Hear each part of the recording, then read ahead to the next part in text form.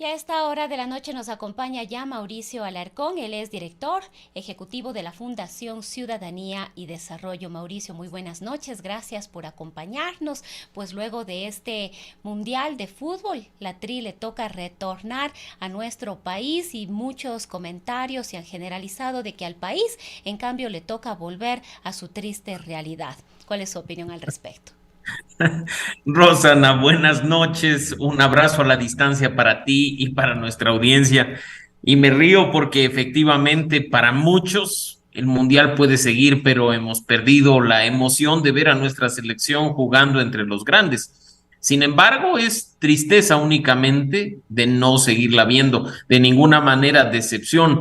A propósito de que hoy, y probablemente tú también lo viste, Ener Valencia pidió disculpas al país En y medio de creo que eso es lágrimas, parte además. de, de, de esa mentalidad que tenemos que superar, porque cuando representas a tu país de la manera en que nuestra selección lo ha hecho, peleando con los grandes, muriendo de pie, no hay nada que decir en cuanto a perdón. Por el contrario, agradecer a esa selección que durante estos días nos ha mantenido unidos y con esperanzas de seguirle viendo. Además, como ya se dijo, una selección muy joven que está en sus tempranos veintes en buena parte de su equipo y que con seguridad un buen trabajo bajo una buena conducción nos llevará al Mundial del 2026, que además nos queda relativamente cerca a nosotros, pues se jugará en América del Norte. Así es que ahora sí, volvemos a la compleja realidad que vive nuestro país y creo que eso amerita, como tú ya lo has mencionado, un análisis de coyuntura.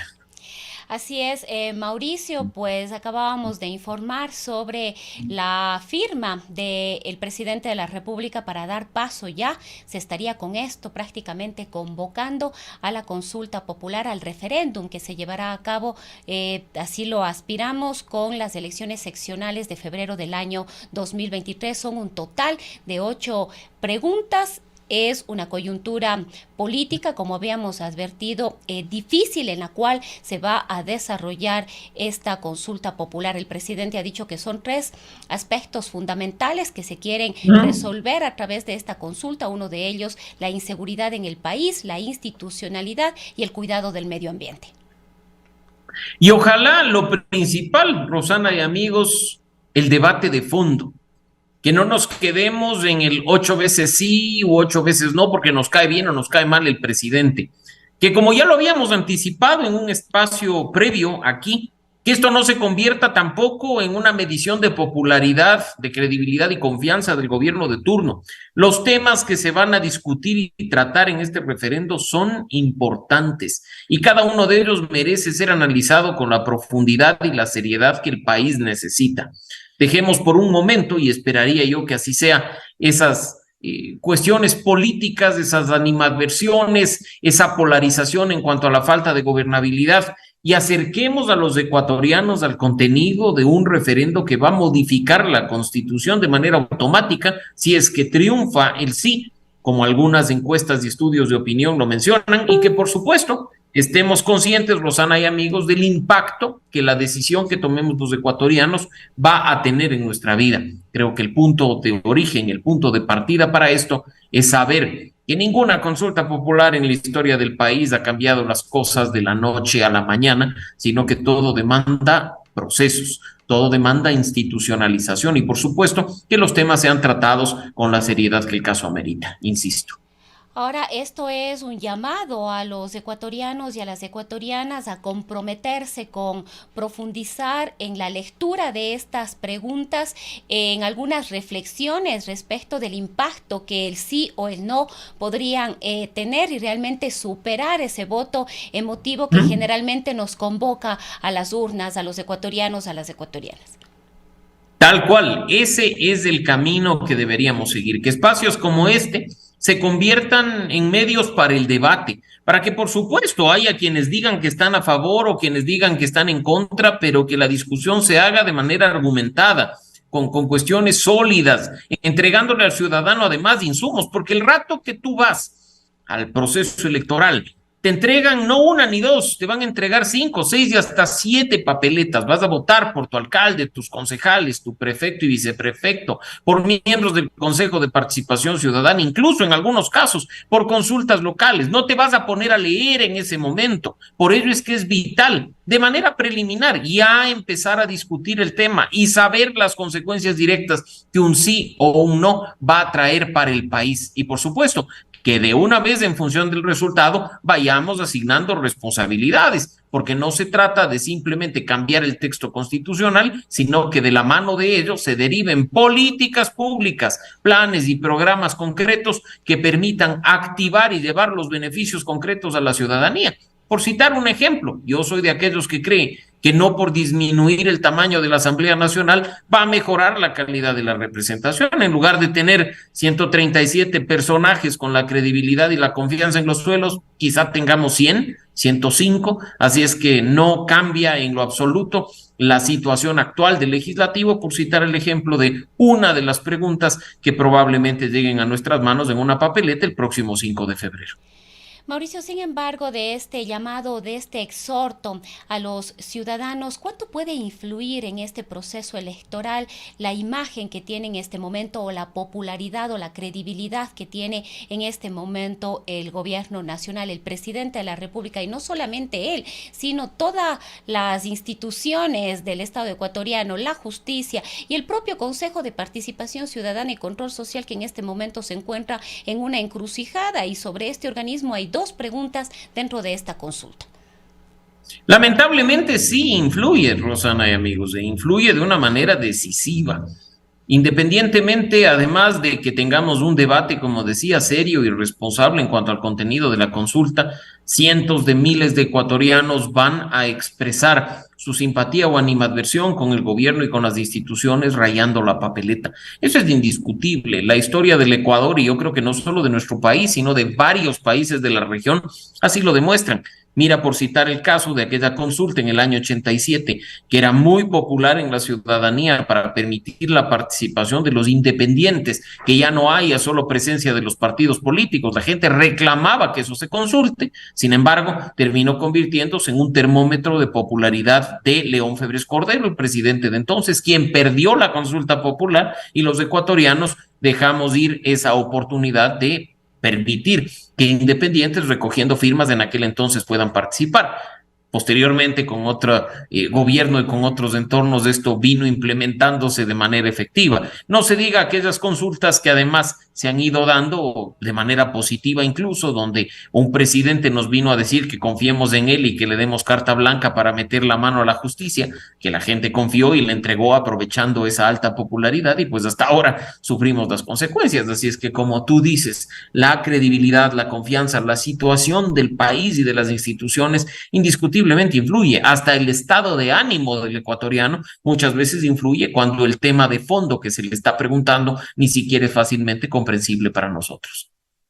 Mauricio, lo de fondo de esta consulta popular definitivamente pasa por la designación de autoridades, por este consejo que, como decíamos hace un momento, enfrenta en este momento una encrucijada con lo que ocurrió dentro de la Asamblea Nacional en este juicio político de destituir a 4 de sus consejeros. Primero, la decisión de llevar a juicio únicamente a 4 y no a los 7 como se había planteado, la destitución, y luego la decisión de un juez de reintegrarlos a sus funciones, y todavía no sabemos qué va a pasar ahí, pero podemos decir que en definitiva el fuerte de esta consulta popular pasa por el interés que pueda tener el gobierno nacional y las organizaciones políticas de tomarse, entre comillas, este consejo, o quién, o en manos de quién va a estar en definitiva la designación de las autoridades de control.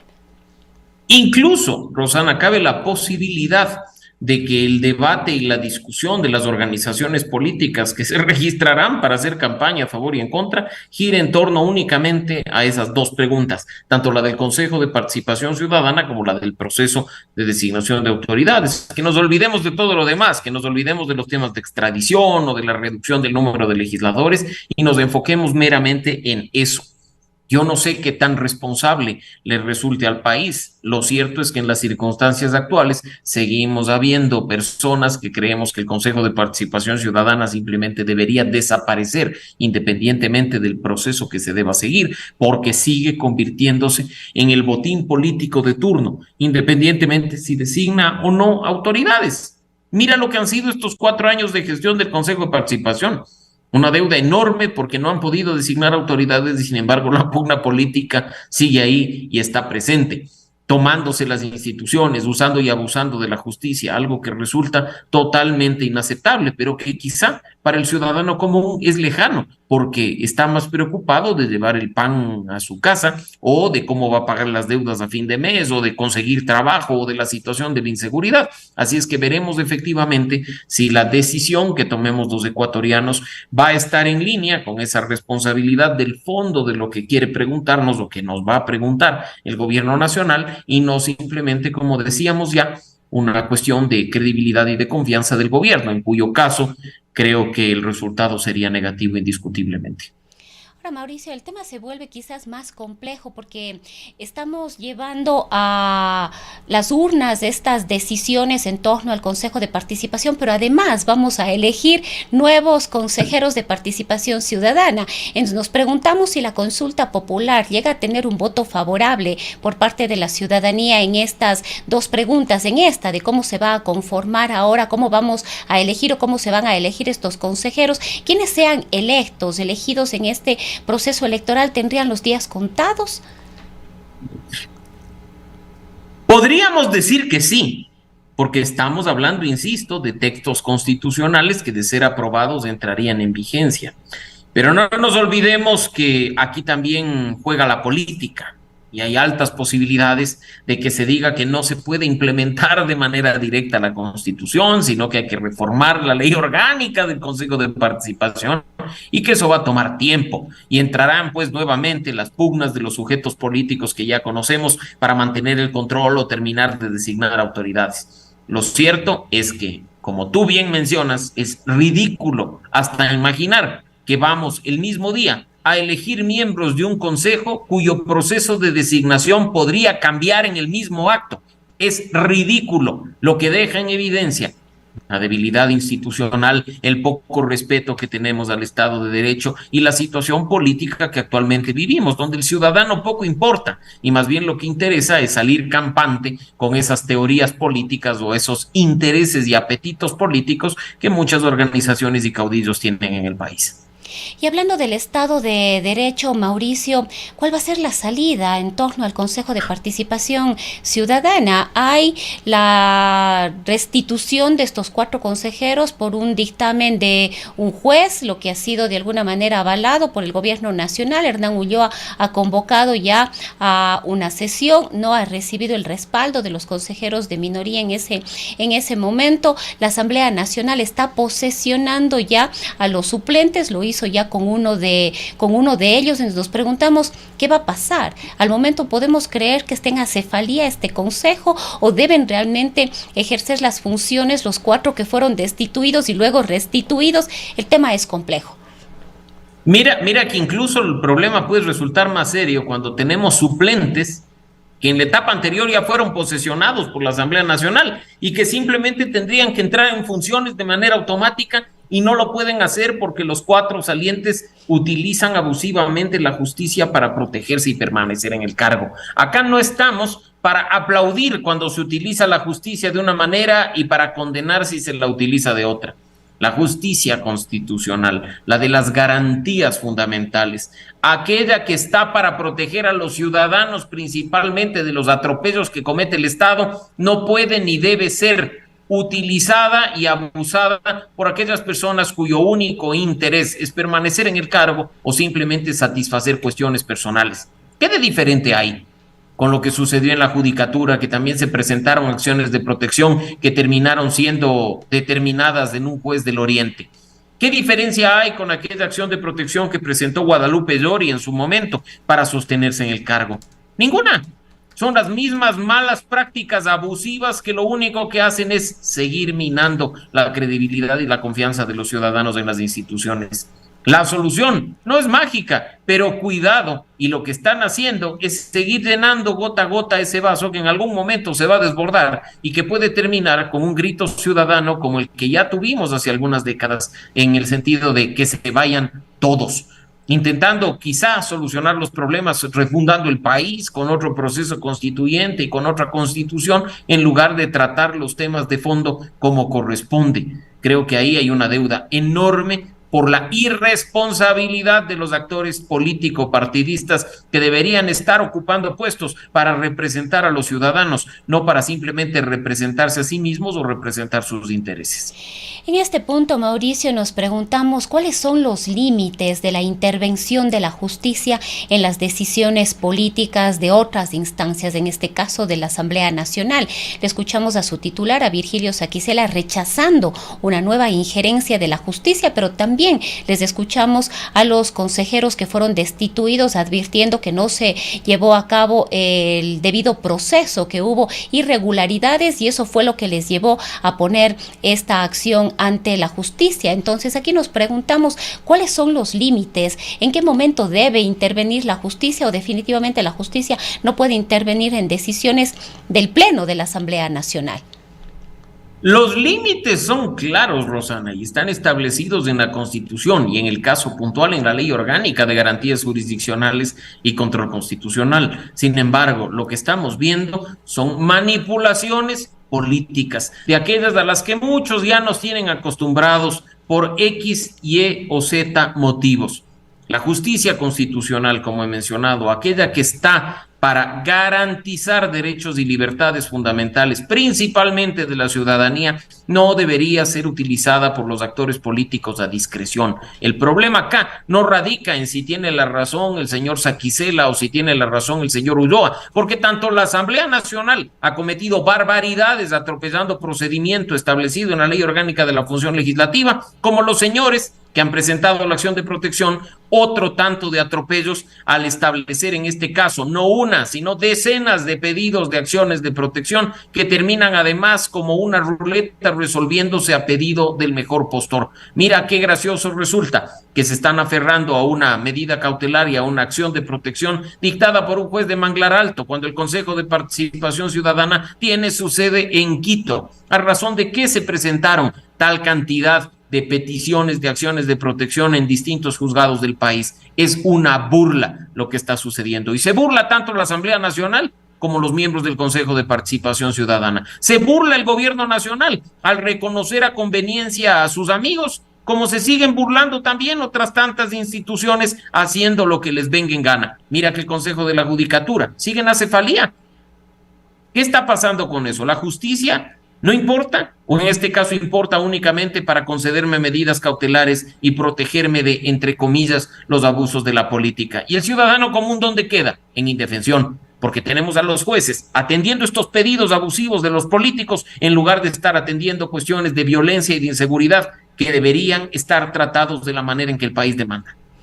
Ahora, no hay discusión en que las medidas de esta naturaleza, estas acciones de protección, medidas cautelares, son absolutamente necesarias en el ámbito de la justicia para precautelar los derechos de las personas, pero sin embargo ha habido un abuso y se ha buscado, como usted mismo manifiesta, estos jueces de ciertos lugares de Santo Domingo, de Manglar Alto y de otros lugares, para que de una u otra manera concedan a favor, en este caso, de estos actores políticos algunos favores en este caso. Y vemos también, y otro hecho que ha sido noticia de este tipo de acciones, es la liberación de Jorge Glass Espinel la noche de ayer.